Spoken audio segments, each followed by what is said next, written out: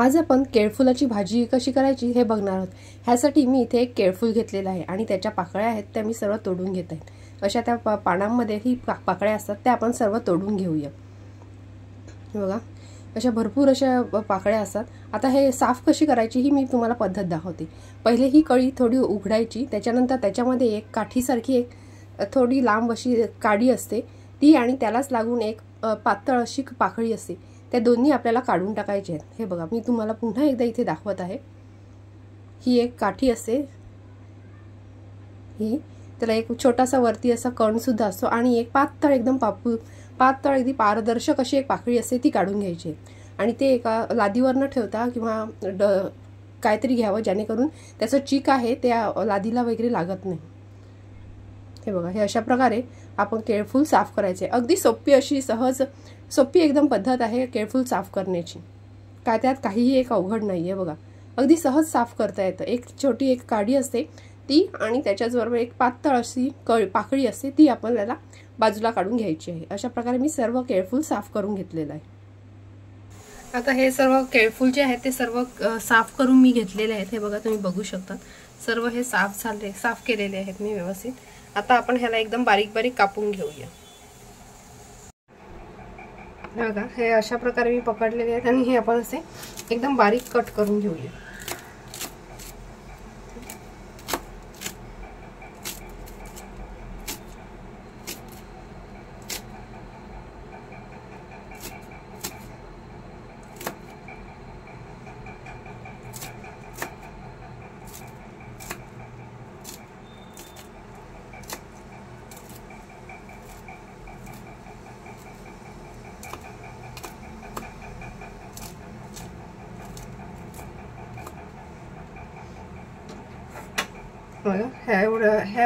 हे जे कापलेलं आहे एवढं बारीक आपण असं हे सर्व कट करून घेऊ। बारीक बारीक कापून घेतलेलं आहे। आता हे सर्व बाकीचे जेवढे आहेत हे सर्व मी असंच प्रमाणे बारीक चिरून घेते।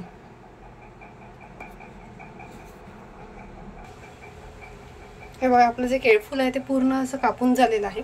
हे कापल्यानंतर इथे मी एका कढईमध्ये थोडंसं पाणी गरम केलेलं आहे। हे बघा तुम्हाला दिसत असेल गॅस बंद आहे, पाणी गरम फक्त करून घेतलेलं आहे।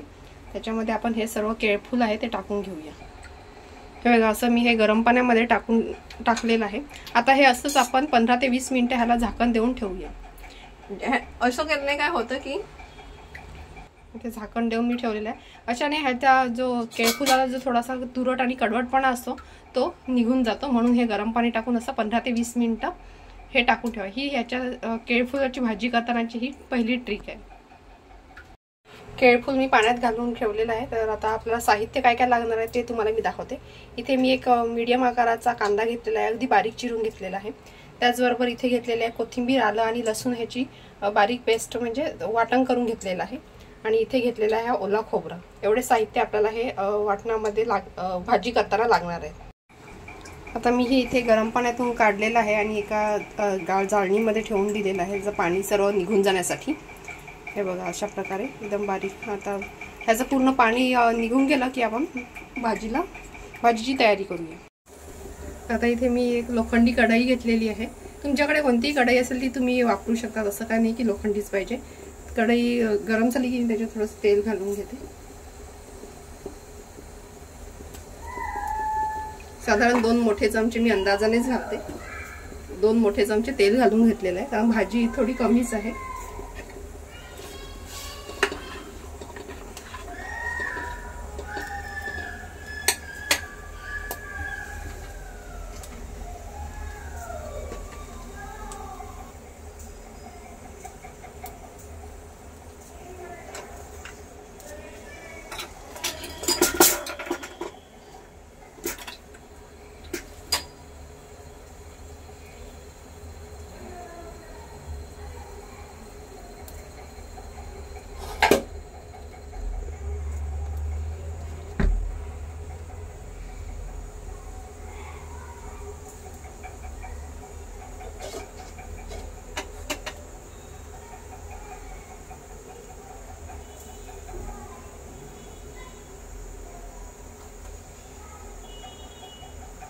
तेल चांगलं गरम झालं की आपण त्याच्यात मोहरी घालूया। मोहरी व्यवस्थित तडतडली की आपण थोडंसं जिरं घालून घेणार आहोत. जिरं घातल्यानंतर आपण जो कांदा कट करून घेतलेला तो घालूया.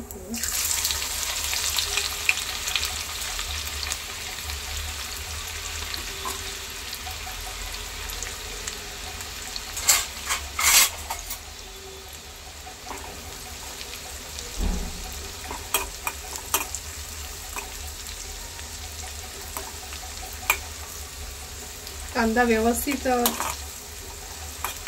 तळून घेऊ आपण तेलामध्ये. बघा कांदा आपला व्यवस्थित तळून झालेला आहे. तेल थोडं जास्तच घातलेलं आहे, भाजीला तेल जरा जास्त लागतं. कांदा आता व्यवस्थित तळून झालेला आहे. त्याच्यात आपण हे जे हिरवं वाटण करून घेतलेलं होतं ते घालूया.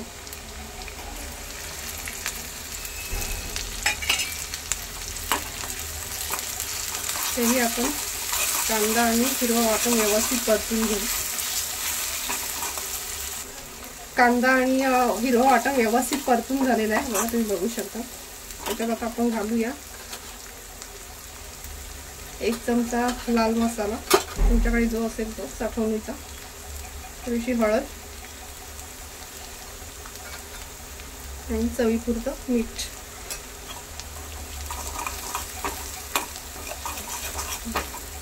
मसाला व्यवस्थित भाजून घेऊ. मसाला व्यवस्थित भाजून झालेला आहे. आता आपण हे जे केळफूल कापलेलं आहे त्याचं पाण्यात टाकलं का थोडं काळं पडतं.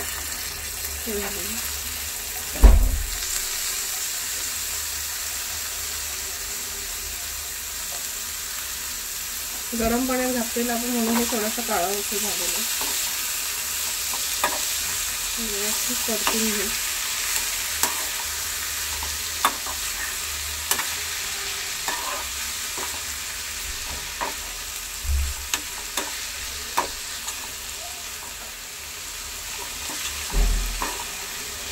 व्यवस्थित परतून घेतलेलं आहे. आता ह्याच्यावर झाकण ठेवून त्याला 10 मिनिटं तरी आपण वाफेवर शिजवून घेऊया. हे बघा ह्याच्यावर झाकण दिलंय. आपण झाकण देऊन एकदम मंद आचेवर 10 मिनिटं शिजवूया. 10 मिनिटं व्यवस्थित आपली भाजी शिजलेली आहे. आता त्याच्यात आपण हे जे खोबरं घेतलेलं होतं ओलं नारळ ते टाकूया.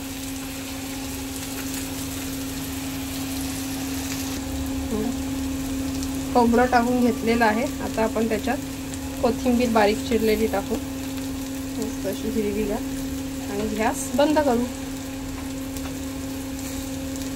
इथे आपली केळफुलाची भाजी मस्त अशी रेडी झालेली आहे. तर बघा तुम्ही इथे बघू शकता.